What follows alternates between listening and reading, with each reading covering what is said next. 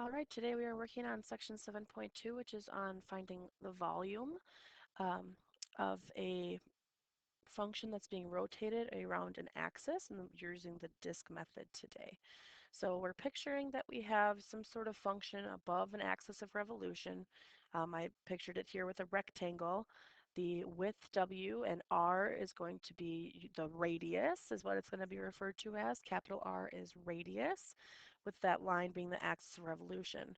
Now, I am not a good three-dimensional artist by any means. This is probably my weakest spot with my graphing. But if you can picture that rectangle being flipped over this axis, it's going to form a solid cylinder. It's going to be kind of like a toilet paper or something with no hole in the middle. So you can picture that being rotated. It's called a disk. To find the volume of that disk, we take the radius squared, which is the area of the disk, times pi, it's the area, multiplied by the width. So there's going to be two different situations. Either we're going to have a horizontal axis of revolution like the one I drew up above, in which case our everything's going to be in terms of x, which is what we're going to prefer. Obviously, we like to deal with x's instead of y's. So let's say that we have here is our function from a to b. The function itself, okay, here's our axis of revolution horizontally. The axis of or the radius r is going to be the height of the function at any point. So I could have drawn that rectangle in anywhere at the height of the function itself. And again, this is our r of x.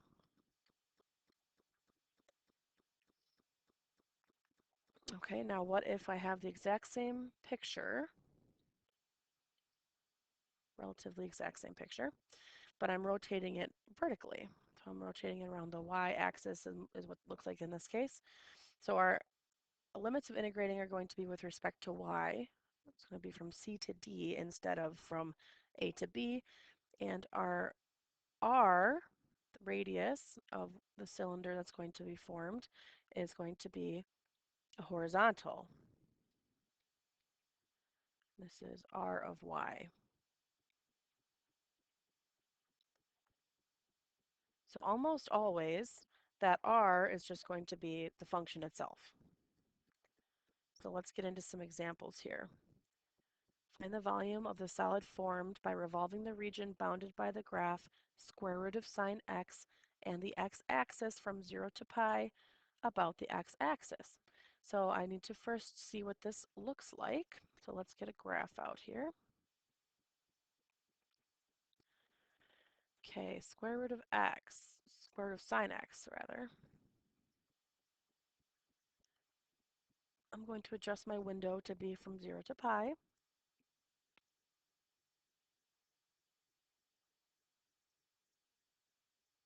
And let's go from, it's just above the x-axis. So let's go from 0 to 5. See what this looks like. I'm going to even change the window again to go from 0 to 2 because this does not go very high. I think we'll be able to see it a little bit better.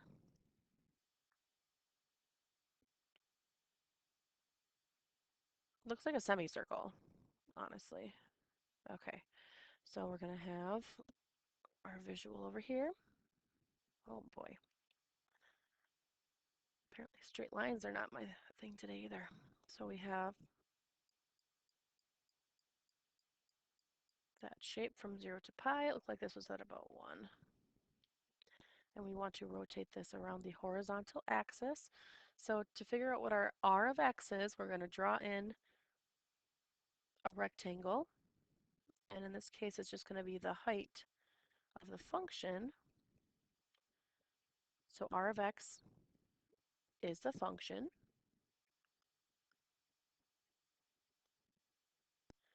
Let's try to picture what this would look like actually being revolved. This isn't necessary, but I kind of like it so that we can picture what we're doing. So if it gets revolved over that horizontal axis, we got a picture. It's going to be a solid, like a football. So this is our solid.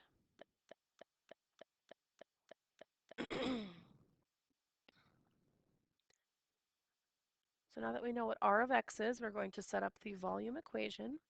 Remember that the volume equation always had pi in it, and I'm going to leave that pi out front of the integral because it's a constant, or a coefficient rather, and it can just be brought out front. From 0 to pi, r of x squared dx. Okay, so square root of sine of x squared obviously is just sine of x, so that's nice. Take the antiderivative of that, which is negative cosine from 0 to pi. And you plug in pi and you plug in 0, and we're multiplied by the pi, and we get 2 pi for an answer. I would prefer you to leave the pi in your answer as opposed to decimal approximation. Okay, let's keep going here. Find the volume of the solid formed by revolving the region bounded by 2 minus x squared and 1 about the line 1. So this is not being revolved around an axis, so this is a little bit different situation here. So I'm going to, since it's being bounded by two graphs, I'm going to graph them both so that I can see where they're bounded. So we have 2 minus x squared and 1.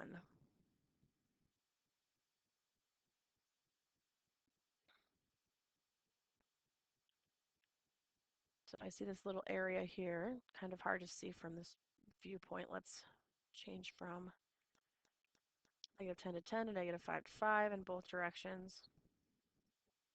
Oops. There we go, a little bit closer, a little bit better visual. So here's our area, this inside of the two functions, and we're revolving it around 1. Okay, so here's my parabola. Here's the line 1.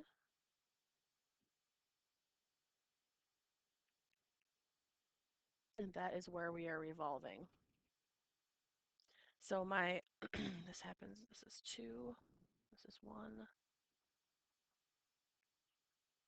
I do need to know where this is intersecting, these two intersection points, because those are going to be my limits for integrating. So I'm going to go back to the graph and find the intersections. Second trace intersect. I have a sneaking suspicion it's negative 1 and 1, but we always want to be sure. Okay, there's negative 1.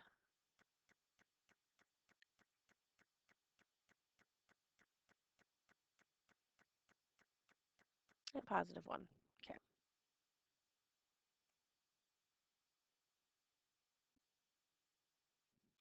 So first I got to figure out what my r is, what my radius is of this cylinder that's being revolved around that axis.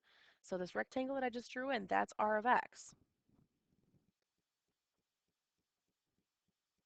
Okay, so r of x, thinking back to section 1, is the area between those two curves. So I'm going to have to take the top function and subtract off the bottom function, which is 1 minus x squared. Then when I set up volume with a pi out front from negative 1 to 1, r of x squared dx. I do not have any integrating capabilities to take the antiderivative of that function as is. I do have to multiply out that binomial, FOIL it out. 1 minus 2x squared plus x to the fourth when I do the multiplying. Then I can take the antiderivative. X minus 2x to the third over 3 plus x to the fifth over 5 from negative 1 to 1. Plug in all those numbers and multiply by pi, and we get 16 pi over 15.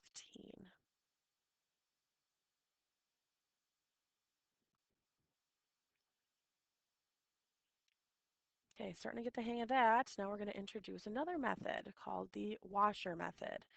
Now, what that looks like I'm just going to pause here for a second and draw that so you don't have to watch me draw that. All right, ta-da, we have some pictures. So the difference here with washer method is that we're subtracting some sort of lower R. So what that means is that we have some area, so some between two functions, and we're revolving it around an axis, but there's a gap. So the capital R is the top of whatever is being revolved, and the lower R is going to be the inside of whatever's being revolved. And again, I know I'm really not a good three-dimensional grapher, but this is a rough picture of what that would be. It looks like toilet paper with the hole in the middle. So when you flip the lower R, that's going to leave a gap in the solid, and it's going to end up being something like that. I'm sorry about my drawings. It's really pretty atrocious, but I did my best. Okay, so let's do an example of that with functions square root of x and x squared, and we're revolving it over the x-axis. So I know that x squared is a parabola, and square root of x is basically a sideways parabola. And since we're looking only at where they meet, it's bounded by those graphs. This is going to be from 0. This point is 1, 1, and we're revolving over the x-axis. So that's down here. So look, there is going to be a gap, and that's being formed by the um, x squared is on the bottom, square root of x is on the top. So because I recognize that when I revolve over the x-axis, the upper function is going to be the square root of x, and the lower function is going to be x squared. Those are my capital R and lowercase r respectively. So the volume with a pi out front from 0 to 1 is capital R squared minus little r squared dx.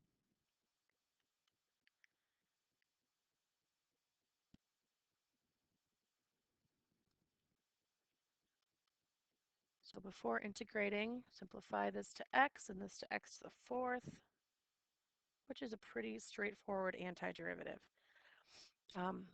Before we do that, let me just try to sketch what this would look like. This was a terrible idea, but just so you know what this would look like if I'm revolving it. So we're picturing that there'd be a gap here, okay, but we're revolving the whole time. So those two pieces are forming the outside of the solid with a gap in the middle that starts out very wide and narrows as you go in towards 0, 0, in case you're trying to picture that. There are online platforms, Desmos and things like that, that you can physically see the solids, but I'm not comfortable enough with those platforms to show you. If you're a techie programmer kind of person, it might be interesting for you to look, but I prefer my not very good hand-drawn functions. Okay, antiderivative.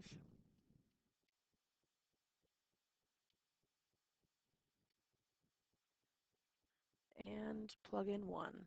I'm going to get 3/10 pi.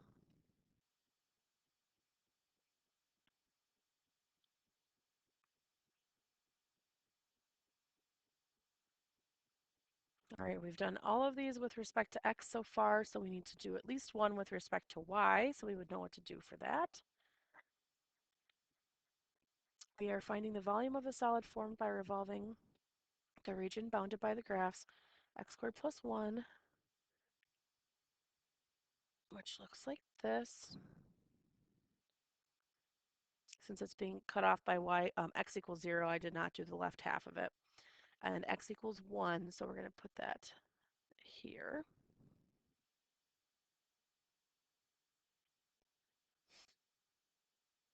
About the y-axis.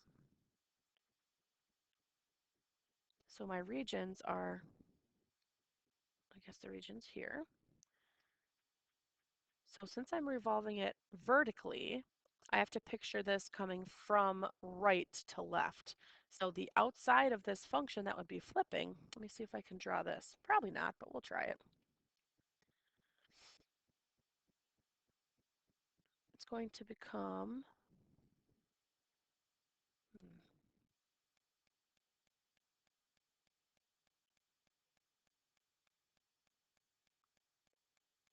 basically a solid with a bowl out of the top.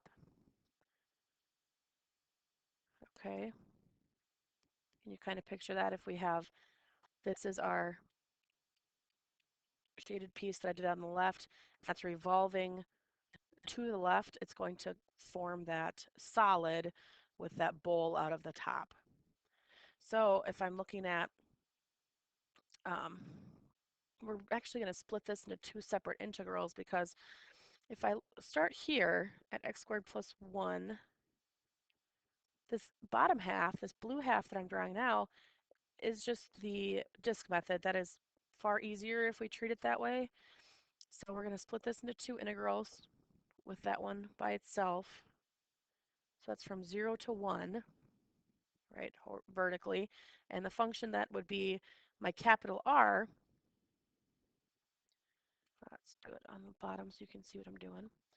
The capital R here with respect to y is the function x equals 1. So it's just 1 squared dy, but the second integral is going to have to be washer method.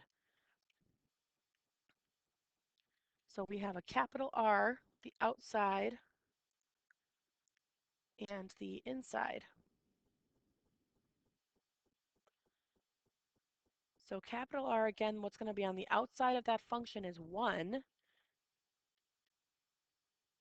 and what's the inside is the curve, which when we solve this for x, because it has to be with respect to y variables only, it is the square root of y minus 1 squared.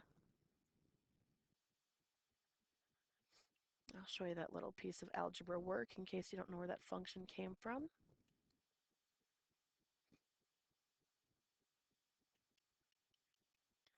Okay, so that's where that square root of y minus 1 came from.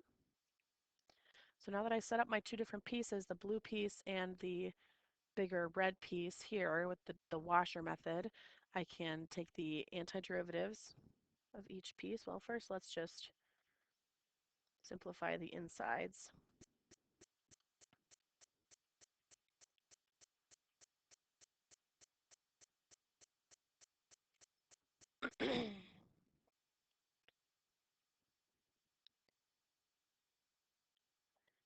The antiderivative now for the first half is just going to be y, evaluated from 0 to 1.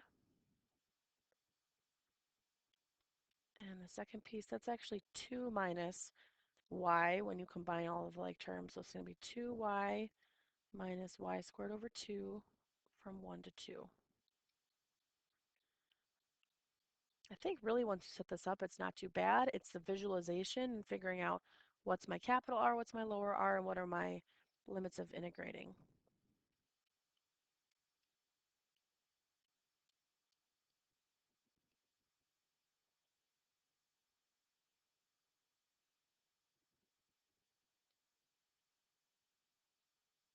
Okay, all of that business gets simplified to 3 pi over 2.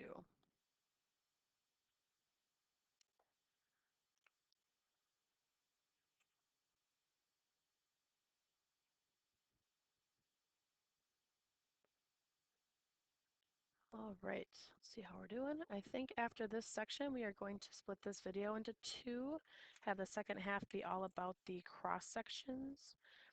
There's just a couple pages with that, but I don't want any one video to get too long. So we'll just do this manufacturing question and then switch to a different video for the cross sections. Okay, so a manufacturer drills a hole through the center of a metal sphere with a radius 5 inches. So spheres, if it's centered, let's say it's centered at 0, 0, that would have the equation x squared plus y squared equals 25 since the radius is 5. The hole has a radius of 3 inches. So y equals 3.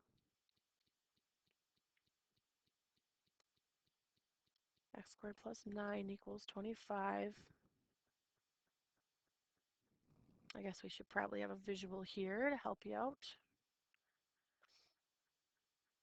So we have our semicircle, x squared plus y squared equals 25. I don't have to have both pieces because it's being revolved, so I don't need the bottom half as well. It's just redundant. The reason I did the y equals 3 is because we have a hole here, y equals 3, which means I'm actually going to go ahead and erase those pieces. Oops.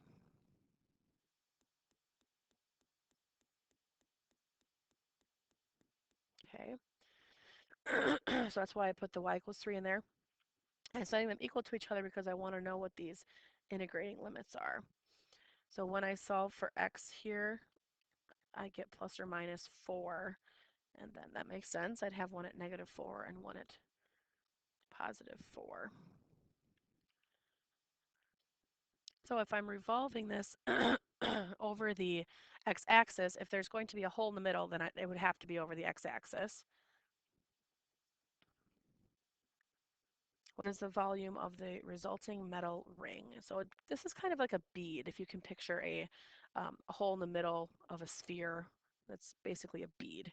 So we have to recognize what the capital R function would be when I revolve it, which would be the sphere, and then the lowercase r, which is the straight line, which is causing the hole. So our volume is from negative 4 to 4, capital R squared minus lower r squared dx.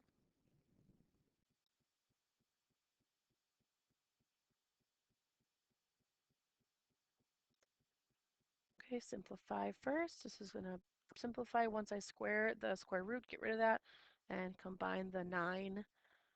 This becomes 16 minus x squared. 16x minus x to the third over 3 from negative 4 to 4.